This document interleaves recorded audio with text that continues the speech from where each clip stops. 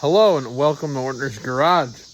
Today in the shop we've got a Bad Boy ZT Elite 747 zero-turn mower with a 60-inch deck. Customers asked us to service all the fluids, grease it, adjust anything that may need adjusted, check air pressures, and clean the deck. He did basically a full tune-up. Yeah, let me get into this video here, and we're going to do the transmission oil, the engine oil, air filter, spark plugs, grease everything. Not really sure where all the grease zerks are, but we're going to find them. We'll show you guys on this video here at Ortner's Garage. So, there she is. 60-inch deck, 747. Not my favorite in the world, but she's got the old Kohler, or some people in the world out there call them crawlers, which that's what I like to call them, but you know. So we'll get down here. We're going to start pulling the filters for the hydrostat. Let me lay the seat forward here. So here and here is where you will check your fluid levels for your transmission. You want them, these are about empty, but you really want them about, I'd say about a half an inch or so in the bottom. You don't want to fill them all the way up or they'll make a mess. I do notice his battery cable here is pretty corroded. We'll clean that up and we'll go from there. But let's get this thing, get underneath it and start draining the transmissions and see how the fluid and stuff looks in there. All right, guys, so I thought it was a 10 millimeter. I'm mistaken. You're going to use a 3/8 SAE socket. You're got one down here. Take that loose. I already got the other side loose. Oops. See if I can get that light up. One up here. Your filters. One on each side. We're going to see if we can break these loose. They're pretty tight from the factory. The factory doesn't mess around. They get them on there. But looks to be original Hydro Gear filters. Alright, so got my drain pan in there. We got it loose. And get them to where they're pretty loose. And then you can spit it off by hand. Now make sure your pan to there. Get that come out of there. What I tend to do is I'll let it drain. Just kind of keeps down the mess. Fluid don't look bad from that angle, but it doesn't really get that dirty. It just gets, I mean, it's a mechanical thing. There's gears in there that can make chips and shavings of metal, which tend to happen. I mean, just kind of the nature of the beast. But, yeah, we'll get that one drained. I'll get the other side drained, and then we'll go on filling them up and getting it done here. And we'll just spin that bad boy off of there. And then I'll take this filter over and put it in my drain pan and let it drain for a while. We'll get this drained out and I'll start draining the other side and show you guys how I put them back together. All right, guys, so I've got them draining, at least this side. I want to go over a few things. Now, when you go to fill these, you can't just fill them. You need to pull this plug out. Let me see if I can get my arm up in here so you can see it. So see that bolt? It's a big plug right there. It's painted with a yellow piece of, a little bit of paint marker on it. You need to pull that out so the air can get out of the transmission and let the fluid run into it. Now, if you don't do that, you will fight with getting the air out of the transmission once you fill it. And it will take forever to get that darn fluid into that transmission without pulling that. Just wanted to go over that because if not, and you try to do this at home, which it's really a simple job. I mean, it doesn't take much. Just a little bit of know-how and some basic hand tools, and you yourself could do it at home. So, all right, guys. So on this mower, it is 11/16 socket that fits these plugs.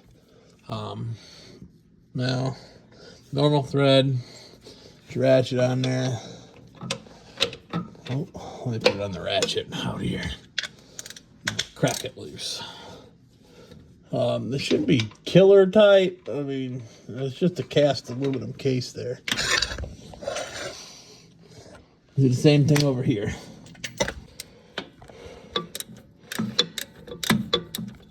Big arm's probably in the way of lighting. Alright, so I'll pull this plug right here. And I believe it has an O-ring. Looks like it does. So there's the plug. That's your vent to get the air out of your transmissions. Now, you really want to look at that O-ring. If it's got a nick in it or anything like that, you want to replace it. Oh, I just noticed right here he's missing a bolt. Holds transmissions together. I'll have to look into that. See if I can figure out what bolt that is and replace that. But we'll have to find that one too, but we'll get to that later. We'll get these transmissions done. All right, guys. So my customer supplied me with the parts and oils to service this mower. 2050 is about what they all take. I mean, a lot of your transmissions, synthetic blend, 2 oil filters for the transmission, and a gallon of oil. So, I mean, you can go with the bad boy oil. You can, and this is really for any hydro gear transmissions. They really are about the same stuff. I mean, Gravely, Bobcat, all your brands really use the same 3100 series transmissions in their mowers. So, yeah, it's pretty much the same kit. I do recommend a good quality oil. Bad boy oil is probably made by somebody.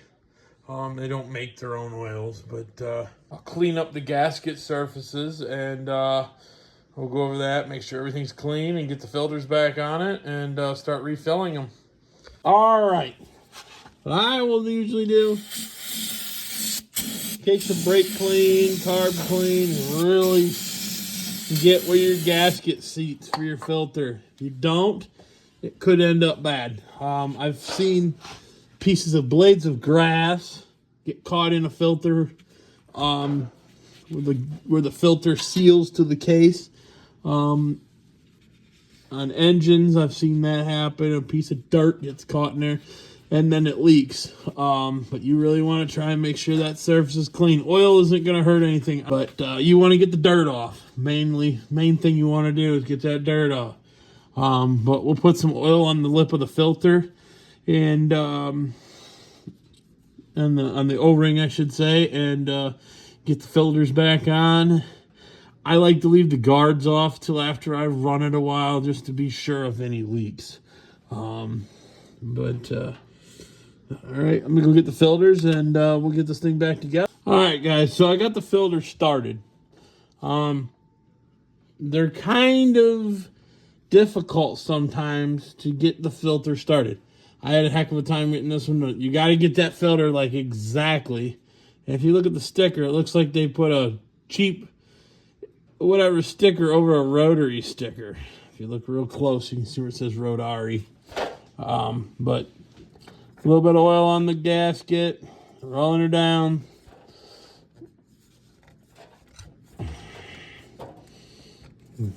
Now, if you're not very strong-handed, you can put a filter socket on this and drive it down as tight as you can. I'm got pretty strong hands, so that'll be good. Now, we're going to go over and do the other same thing on the other side. I like to wipe the excess oil. Transmission's got so much runny oil in it, it's going to drip until you get the filter back on. So it's just kind of the nature of the beast. Just kind of how they are. I do have the plug out on this side.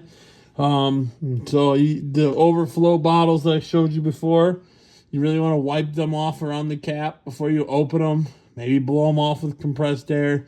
And then we'll start filling them. The other thing is you want to put a little bit in, let it run into the transmission, and keep an eye on your plug hole on the side of the transmission. Over on this side where we went over the plug for the air bleed. Because if not, you can make a heck of a mess or waste new oil. So just a kind of FYI to be careful and keep track to how much fluid you put in it. Usually, I do believe these take about 2.5 quarts. And they start to get full. At least 2. And you might start, then you really want to keep an eye on this, but we'll know here in a minute. I'm going to start adding some fluid to it and see what we can get here. So give me one moment. All right. There's your overflow bottle where we were going to fill it. I like to do is take a little bit of carb clean, brake clean. Try and get the residual outside dirt off. We'll do the same on this side. That way you really want to try your darndest to not get dirt in there. Yes, it has a filter, but it's just good practice. Now, if you see around here, we're going to wipe that dirt out of there. We're going to take this cap off. We're going to lay it someplace very clean, just because to keep dirt away from it. You don't want to go blowing air on your mower. Blowing under the deck while these are open. You can fill them with dirt, and things like that. So,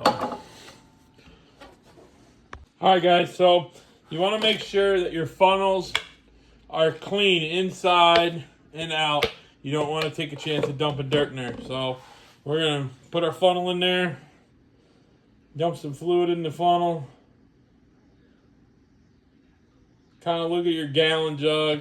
I really like using quarts usually. Just to it's easier to kind of see. All right, guys, so while this is draining down into the transmission here, you'll see a little line here on the bottom. It says full cold. That's where when we're done, we want to try and keep it. Now, I usually will put a hair above that just because there's a chance once the customer really runs it hard. I usually try to run it, maybe go mow my own yard or around the shop, whatever, just so I make sure that the customer's not going to get it back and, it dropped fluid, now it's low. That way you really are thorough about what you do and you do a good job for your customer. But other than that, it's pretty simple. Like I said, now that this one's drained down, I'll fill it some more. And that's all there is to it. You just fill the overflow bottle. Now I'm going to go back underneath. I'll take you guys with me and we'll get the other filter on. And then we'll start filling the other side. So, all right, guys. So I did wash this pan with soapy hot water, and you can tell there's a little bit of metal in there, which is kind of normal. I like to, every time I'm done, I'll take my drain pan, I'll drain it overnight into another container, get to dispose my oil, and then I'll wash it with hot soapy water. It just kind of keeps your pans nice and clean, and stuff like that. All right, guys, so I wrote on his filter here, was last done at the hours that the mower had on it. I am going to note it in his manual when it was that we did it on this date and at the hours that it has on it. But it's just something I like to do. I mean, it takes a second to write on it. All right. Just wanted to show you guys here. We got a little oil on the seal. You want to be very gentle starting this. You can cross thread them. I've seen it. I've known people that have seen guys do it. Takes a second. Be very careful here. I had it started before and then I wanted to show you guys, I took it back off. Oh, we got her. And again, tighten it as tight as you can by hand. Like I said, if you can't by hand, aren't strong enough or whatever, you can use a wrench. Just don't use pliers like I use to take it off. You can damage the filter. I'd try and find a socket that fits it near a local parts store.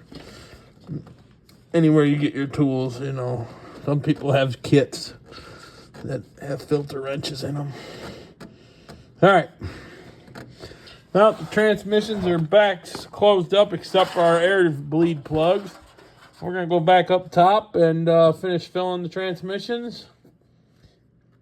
And I'll fill it, and then once I see it start coming out, I'll get back on here and show you guys. All right, so it's just barely starting to come out of that hole where we took out our plug. Just barely started to dribble out of there. It's like right at the hole, so we don't lose any fluid. I'm gonna go ahead and put the plug in. It's about full. I don't have a lot of fluid. He didn't give me enough. I probably had to get more. Oops. All right, see how it's pouring out? You want to try and be quick.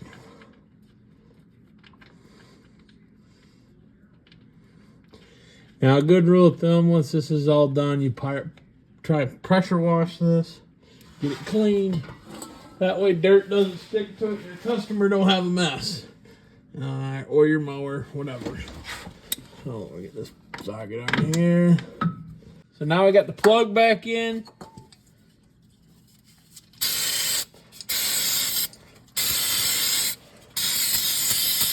Make sure you get all your residual oil off. You don't want to leave a mess. Now, we'll go to this side, do the same thing, and we'll probably it might have to get a little bit more. We might have to get a little more oil. I don't know if I'll have enough, so let me start filling that side, and we'll get that plug in, and we'll be done. I'll show you guys here how to set the level up top on the overflow bottle. All right, guys, so you can barely see the fluid in the bottom of the transmission. That's what you want. There's a line down there. That's where you want it. Just a little bit in the bottom of the transmission overflow bottles, both sides. Next thing we want to do is we want to go underneath and put our guards back on. All right, so we got guards here. We'll tap the dirt out. And let's see. All right, guys, we'll tighten these up and get this all back together. What you really want to do is you want to get it back on, go run it. You want to keep an eye on your level of your fluid until about at least the first 2 mows. This should be enough time to get the air out, if there is any. There might not be any. That's just a good thing to check, you know. So I'll get this back together. Draw them up. There's one up here in the front bolt.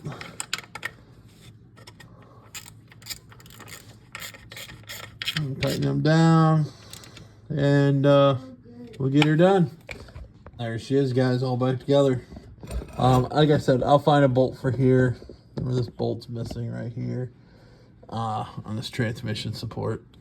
It's kind of crazy, but I'll figure that out. But anyhow, just wanted to finish this video off by saying, well, we're going to do 2 parts on this video. So this first video, the first part will be the transmission service, going through that. And then next week, we'll post another video of us changing the fluids in the motor, the oil in the motor, greasing it, checking the belts, checking the tracking, making sure everything tracks good, check air pressures, clean the deck, and that's for it. And we'll get that figured out and go from there. So, all right, guys. Well, you hope you guys have a good week, and we'll see you back here next weekend.